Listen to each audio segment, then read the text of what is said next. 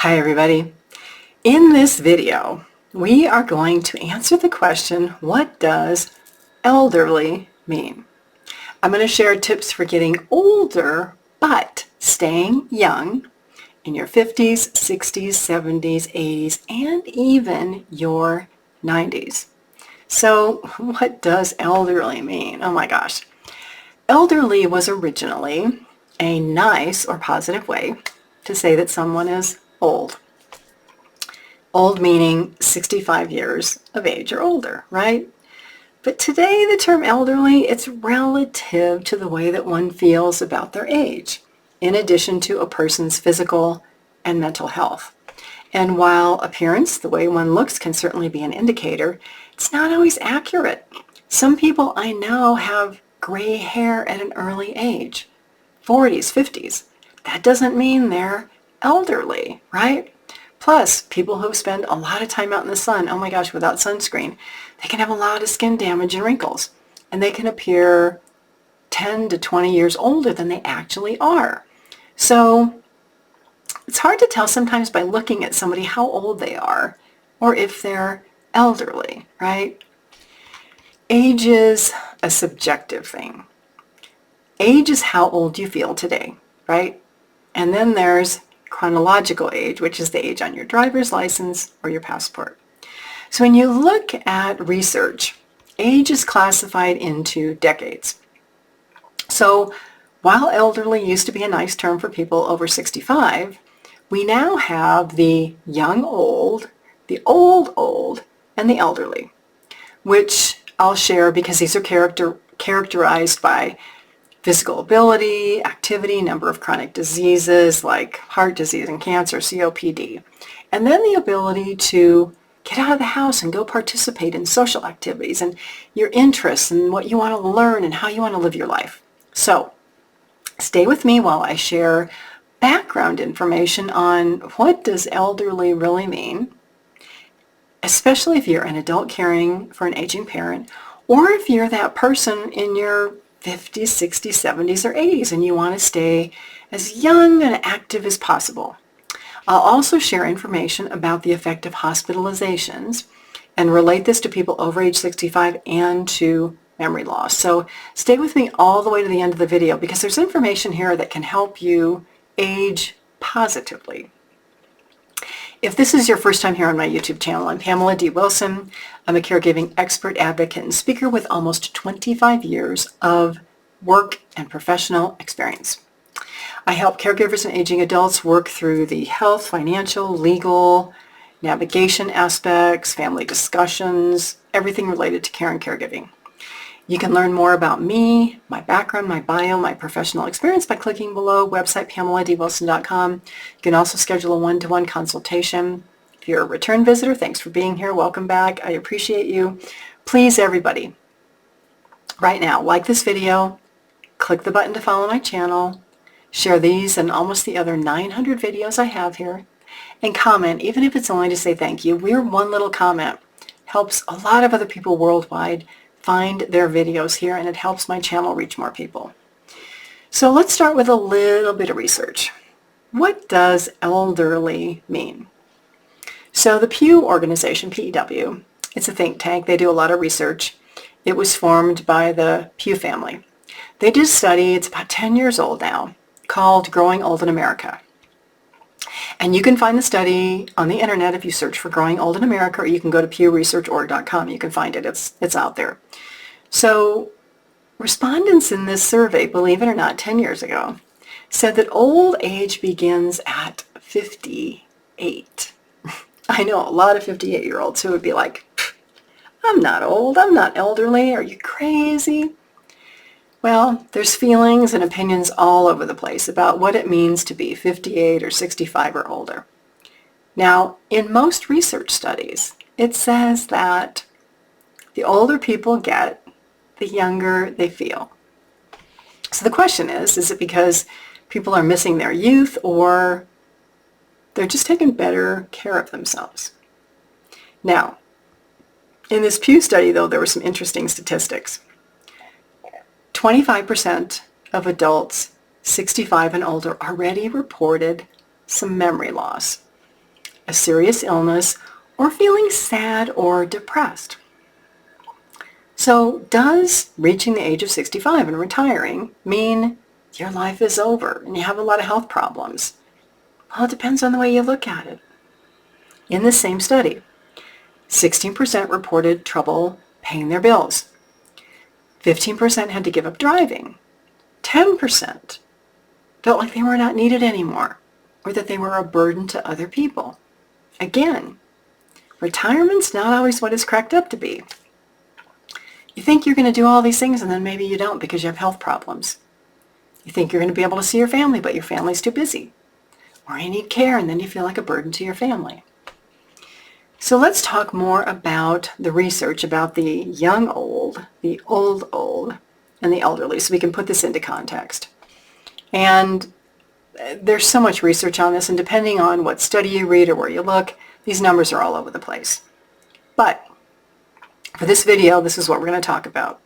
Now, the one thing that throws a wrench into all of this is a diagnosis of dementia, Alzheimer's, Parkinson's disease, or some neurological diagnosis that can affect the ability of the brain to work, to recall information, to speak, to manage day-to-day activities. And I'll talk a little bit more about dementia toward the end of this video, so don't go away. So let's look at the young old. Young old, people between 64 and 74. These are typically people who are healthier, more physically active. They have a lot of interests. They're doing a lot of things and they're super independent. Maybe a lot of them are even still working because more people now are not retiring full-time. You may retire at 65, but then keep a part-time job or continue to consult. Now, this young old is not to say that you cannot be between 64 and 74 and have a lot of health problems. Some people do. Health conditions and physical injuries can result in a lot of challenges regardless of how old you are. You could be 30 and have a lot of health problems, or 50 and have a lot of health problems, or 90 and not have any health problems. So let's now talk about the next group, which is the old. So if you're the old, you might be 74 to 84, or your parents might be 74 to 84. And what research confirms is this old stage is the time when people begin to become aware that they're aging and they can't reverse the clock. So maybe there's a health condition that somebody has to deal with that is just not going to get better. So all a person can do is manage the health condition and do their best so that it doesn't get worse. So what does that look like? It may mean that you have to go to the doctor a lot, or you take vitamins, or you have to take some medications. It may mean that you can't do some of the things you used to do. So maybe you used to go play 18 holes of golf, but today you can still play 9. That's pretty good. Or maybe you used to walk 3 miles, but now you can walk 2 miles. I mean, there's levels of being able to still do things, but not do them to the extent that you used to be able to do. So your activities can start to be limited in this old stage. People in this stage, 74 to 84, may start to have caregivers come into the home or have family caregivers. It also may be the time where you lose a spouse or a partner to health problems. Now this is a huge change because this loss can result in a change in your social outings, your interactions, your connections. So let's say that you were a couple who mainly hung out with couples. Well, you may not feel comfortable hanging out with the couples anymore. My recommendation throughout life is to have both types of friends. If you're a couple, have couple friends. But if you're a couple, have single friends. And do things with both so that you experience this diversity of life and how things are for different people. And then if you eventually do lose your spouse or partner, you still have couple friends, but you have single friends. In this old stage, 74 to 84, There also may be feelings of being disconnected, like you don't understand the younger generations. Those kids are crazy. We were never like that. Oh my gosh, right? Well, how do you get around that? Start volunteering. Become involved in social organizations where there's a wide range of people, where people are younger than you, not older than you. This old stage, 74 to 84, may be a time when you decide, you know what, I'm giving up my house. I'm moving into an active adult community. I want to be around people who are doing stuff. Don't want to be so isolated. Or maybe you do need some care, and so you need to move into an assisted living community. A lot of changes can happen between 74 and 84.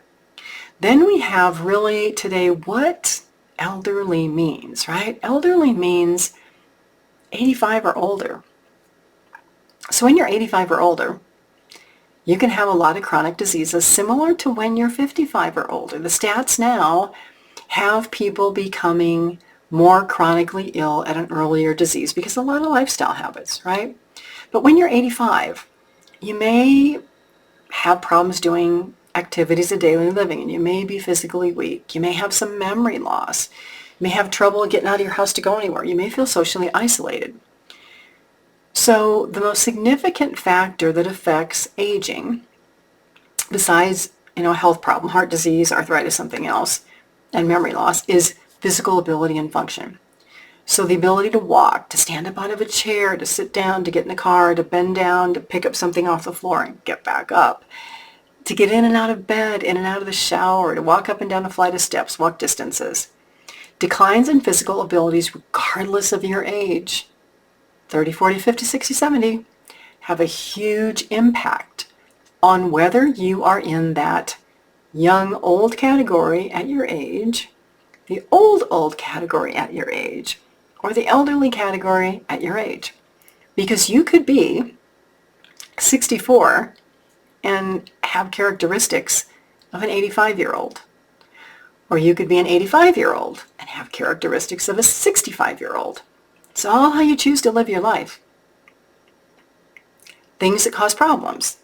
Aging adults can have falls because of muscle weakness, mostly in the lower legs.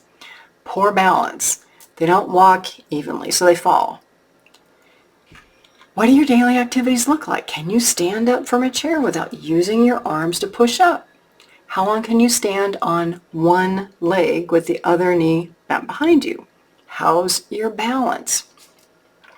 Older adults use arm strength, which means that you can't pick up or carry a bag of groceries.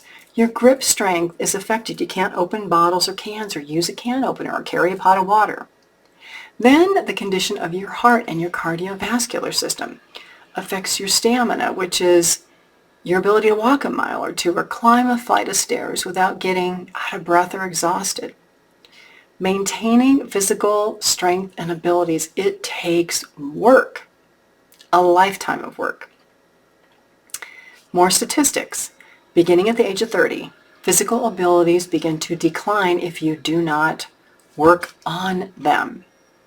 The National Health and Aging Study, and I refer to this a lot, it confirms that the mean age, so mean is like there's a 10 numbers below this and there's 10 numbers before that, mean or medium, right?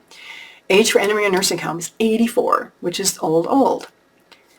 With over 50% of people who go into nursing homes being over age 85. Now, the average person moving into a nursing home, a lot of physical health issues. They're probably already receiving a lot of help from family or friends with things like getting dressed and bathing and meals cooked and transportation and getting in and out of chairs and things like that. Now, the majority of long-term care nursing home residents, female, about 59 to 60%. Why is that? Well, a couple of reasons. Females tend to outlive males. Females tend to, maybe be divorced, maybe be single, maybe never be married, and they don't have anybody to take care of them. More statistics, 53% of people who go into a nursing home after age 85 die within 6 months of being there. 25, huge range on this one, 25 to 54% of all deaths in the United States happen in nursing homes. Nobody wants to go to a nursing home.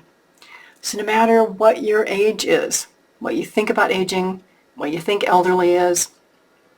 Make a commitment today. The best thing you can do for yourself is to become physically active and strong. This will serve you for the rest of your life, especially if you want to enjoy your retirement and not have a lot of health problems in old age. Then start learning about things. Take an interest in health and health prevention and eating healthy foods and maintaining a good weight and giving up substances. I will tell you that one thing that I've done for myself in the past year is I've tried to give up sugar. You would be surprised how much sugar is in everything. And the research says, no more than 25 grams of sugar a day. Well, my gosh, one soda has 25 grams of sugar. If you start looking at packages, cereal, bread, oh my gosh, the amount of sugar in there, not good for you. Now, even if you do all this stuff, you exercise, you eat healthy, it's not to say that some crazy thing is not going to happen in your life and you're not going to have this random disease and you get diagnosed, right? Health problems are not always genetic. They can be lifestyle related. So maybe people who eat fast food all the time are going to get some type of disease. Or maybe you have a construction job or some other type of job and you've been exposed to pesticides or chemicals in the workplace. That might cause a health diagnosis. None of this aging and health stuff is easy. It can be really complicated, especially the more you learn about it. But there's still so much good to be had and so much life to be lived.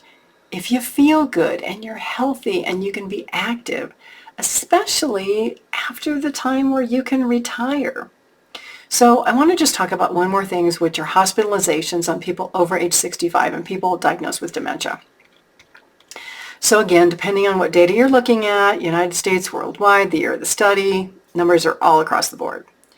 According to the CDC, 36% of emergency room visits are people over age 65.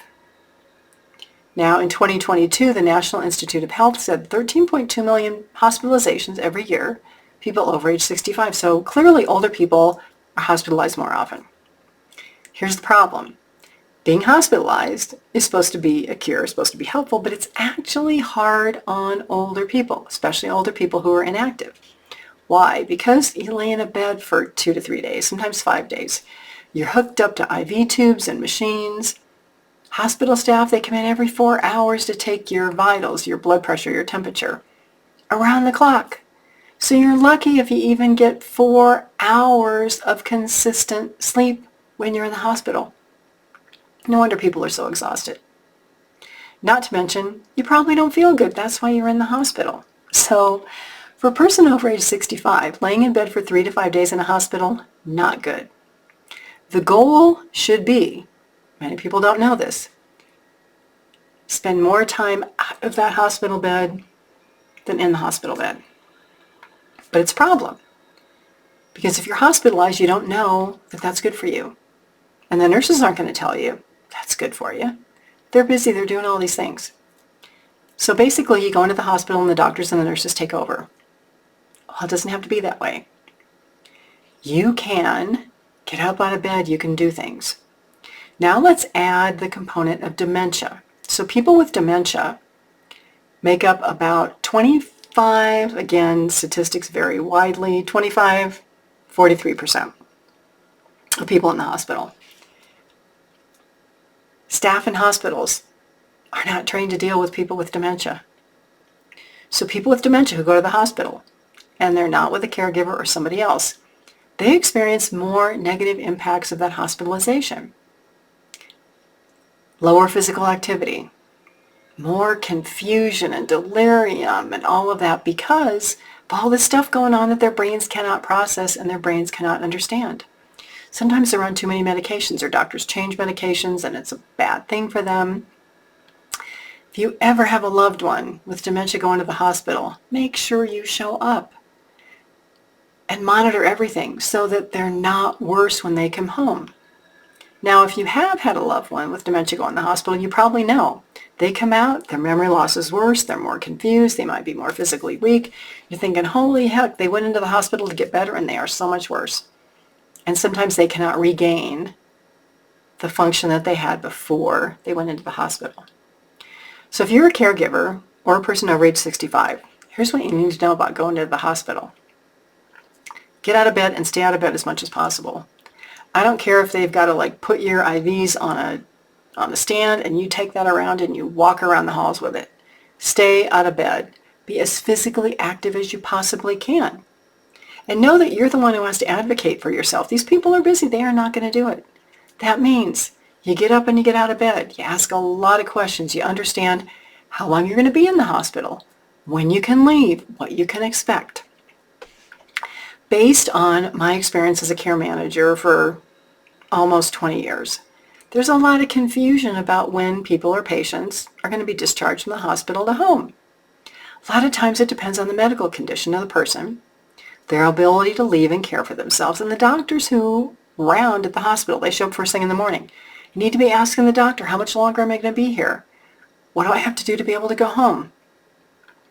Because it's this doctor who shows up in the morning who eventually decides whether or not you can go home. And a lot of times you're told that you can go home and you're waiting hours and hours because they got to get all this paperwork done. I mean, it can be a lot of frustration between the time you're told you're leaving, the time you actually get out of that place, right? So there's a lot to learn.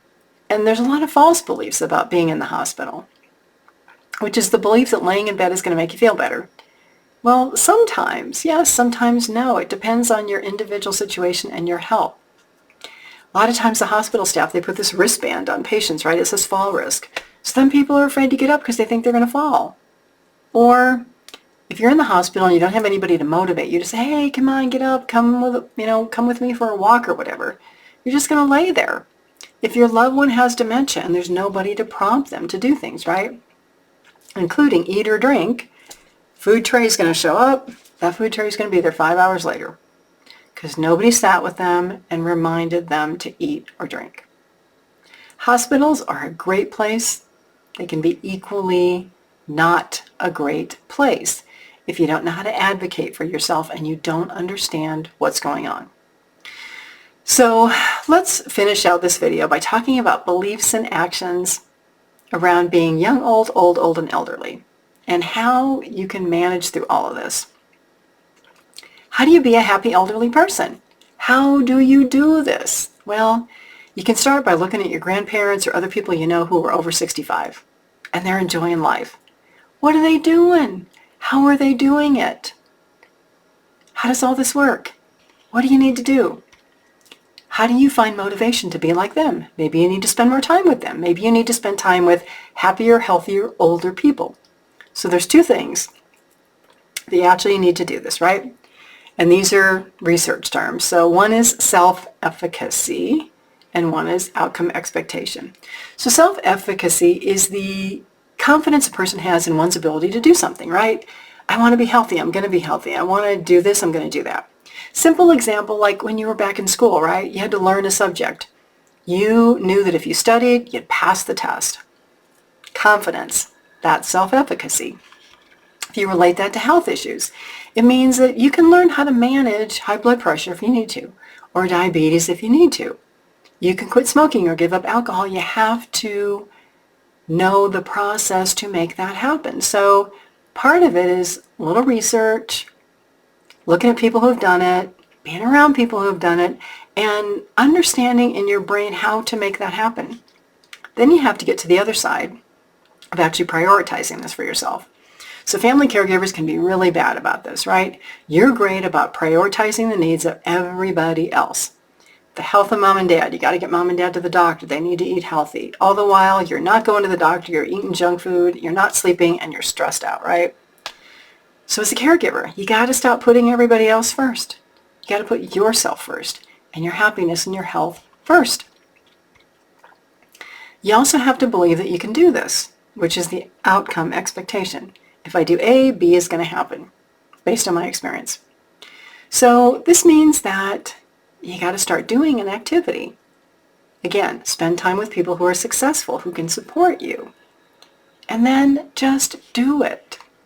So understanding what elderly is about and learning the differences between the age increments like we talked about in tens, 65, 75, 85, what that can look like if you're not there yet, what it looks like if you are there, what actions you want to take to help you feel better and be healthier and have a more positive mental attitude and socialize with people. Come up with some specific goals. Just start with one that you know you can succeed with. Be motivated. Have somebody who supports you on that goal, maybe somebody else who wants to do it. Because truly anything is possible. You define elderly for yourself. You define elderly for other people. You have a choice. I thank you all so much for being here. Again, I'm Pamela D Wilson, a caregiving expert, advocate, and speaker with almost 25 years of experience. Information about me below. My website, Pamela D Wilson, my bio, ways to schedule a one-on-one consultation, my online courses, podcast, videos, caregiver library, blog, a lot of free information. I thank you so much for being here. Please like this video, follow my channel, share this video with other people. Say thank you. One little thank you or comment helps other people find their way here. I will see you all again soon in another video.